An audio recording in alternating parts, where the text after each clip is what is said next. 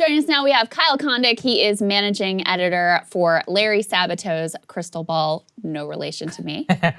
Great to see you, sir. Great to have you on the program. Good to see you, Kyle. Thanks for having me. Of course. So we wanted to bring you on specifically to talk about this Virginia gubernatorial election. Terry McAuliffe is the Democrat. He served one term as governor before, and then he was term limited out because Virginia's weird. They only let you serve one consecutive term. He is running again against businessman Glenn Youngkin. The polls seem to indicate that the race is quite close. Just give us a little bit of a lay of the land. You know, the Virginia governor's race is one of the first big state-level elections that happens after a presidential election. You know, most of the governor's races and Senate races and the House races obviously happen in the midterm and even-numbered years, but there are a handful of races in these odd-numbered years. Virginia and New Jersey specifically have gubernatorial and state legislative races. New Jersey doesn't seem as competitive as Virginia is, and Virginia is often sort of looked at as kind of a barometer as to where things are at, you know, basically at the halfway point between the presidential election and the midterm election. The Virginia governor's race often ends up going to the party that doesn't hold the White House. Since the 1970s, only once has a presidential party candidate won the Virginia governor's race, and that happened to be Terry McAuliffe, the Democratic nominee this time. He won in 2013 by 2.5 points, even though Barack Obama was in the White House and was relatively unpopular at that time, kind of similar to how Joe Biden is now.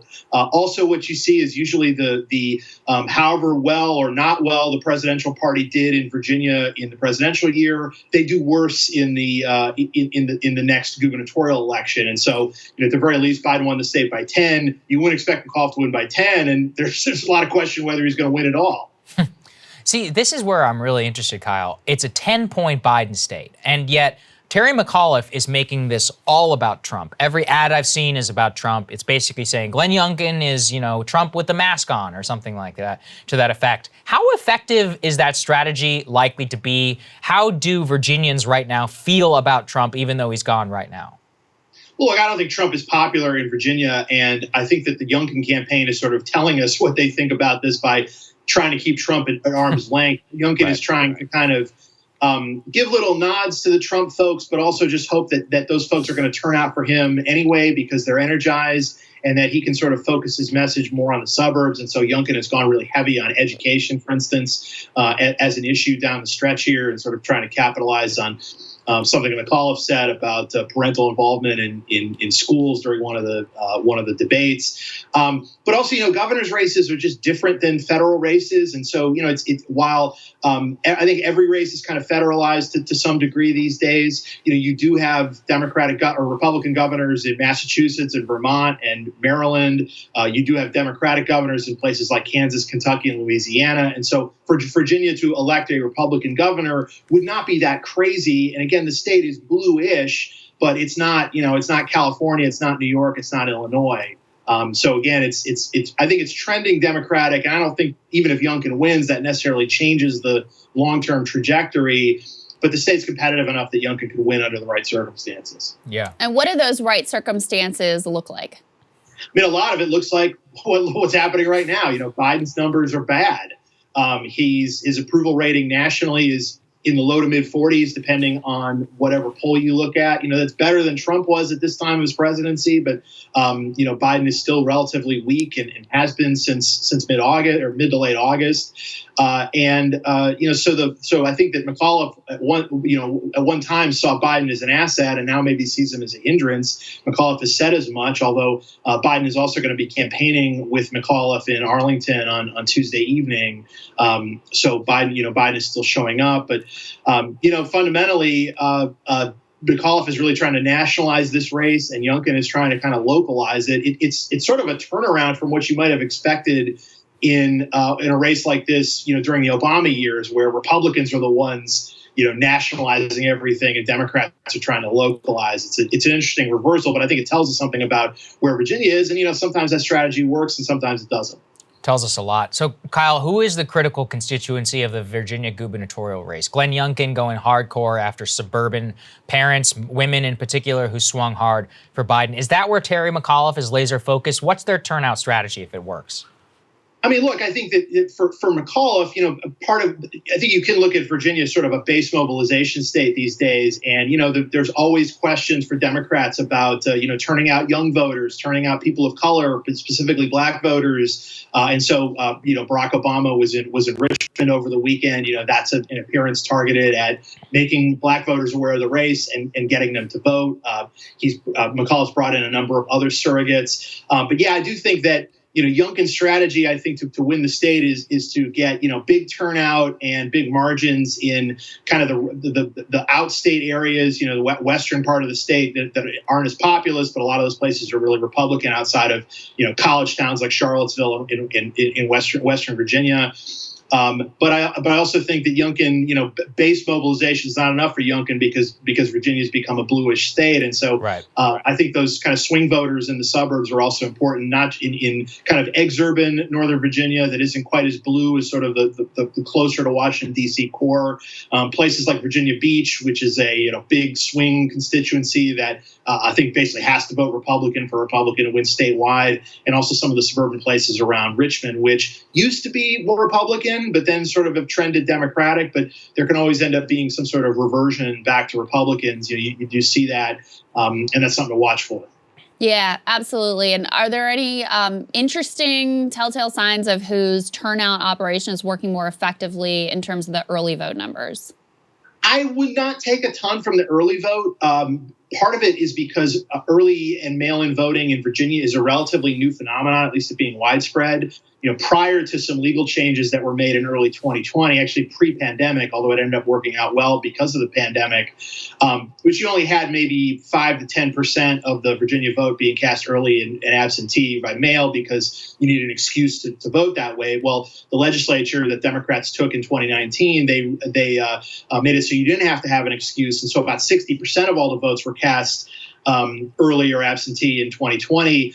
That's not going to be the case here in 2021. I'd say maybe about 20, maybe about a quarter of the vote has already been cast so far. Early voting continues this week. So in some ways you say, oh, well, early voting is way down from 2020, but it's also way up from any other previous Virginia election. And Virginia voters are not necessarily, you don't have a long tradition of voting early and by mail like you do in states like Florida and California. So it's hard to know exactly what kind of like the normal level of early voting in Virginia is because it's so relatively new in the state. I think it's an excellent point there. Kyle, can you make a prediction? What do you think is going to happen?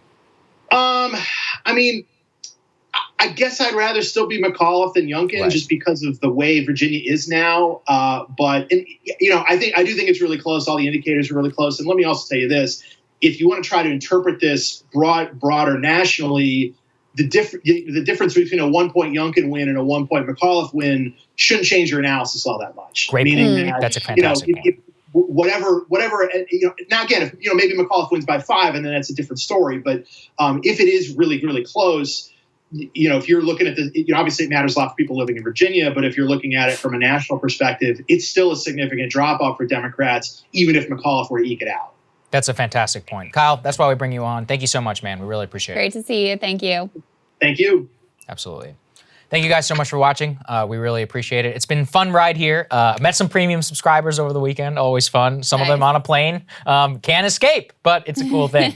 Listen, we really appreciate your guys' so much support. I mean, we have some great developments here in the works. Technologically wise, I think you guys are going to be really excited. We're really beefing up our operation here. But to do that, we need your support. We can't rely on YouTube. We just simply can't. That is the truth. If we tried to, we literally wouldn't be able to pay our bills, given like the weird and mass swings on demonetization or copyright or whatever. Our focus is 100%. Bring you the best show possible, ramp up the production, make the show as big as it can be for everybody, not just for the sake of us. So we really appreciate your support, and link is down there in the description. Love you guys. Have a fantastic day, and we will see you right back here tomorrow. See you tomorrow.